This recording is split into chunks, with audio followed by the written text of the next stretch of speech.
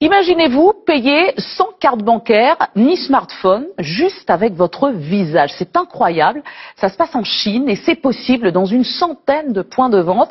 C'est un système qui utilise des terminaux de reconnaissance faciale. Souriez pour payer. Souriez, vous êtes filmé. Les clients de cette chaîne de boulangerie chinoise n'ont plus à mettre la main à la poche pour payer leur baguette. Une simple pause devant la caméra et le logiciel de reconnaissance faciale débite directement leur compte bancaire. Je n'ai pas besoin de venir avec mon téléphone mobile. Je peux sortir, faire des courses sans rien prendre. Ce n'était pas possible ni avec la première étape de paiement liquide, ni avec le paiement mobile. Cette chaîne de supermarchés va encore plus loin. Dès l'entrée du magasin, cette caméra en haut à gauche enregistre le visage des clients. En Chine, faire ses courses, c'est un peu explorer le futur. Une fois ses emplettes terminées, cette cliente n'a qu'à prendre la pause. Son visage est identifié, son compte débité. C'est pratique, facile et surtout ça fait gagner du temps.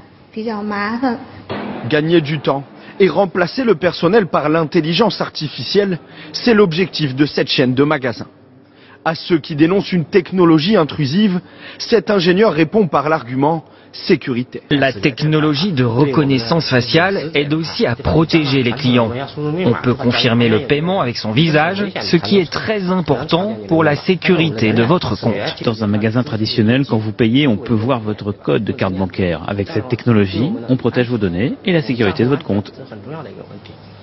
La Chine se rêve en leader mondial des hautes technologies.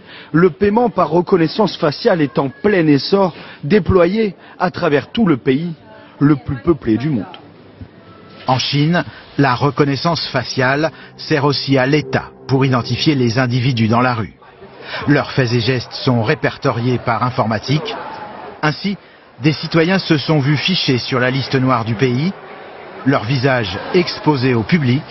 Ils n'avaient tout simplement pas payé leur place de cinéma.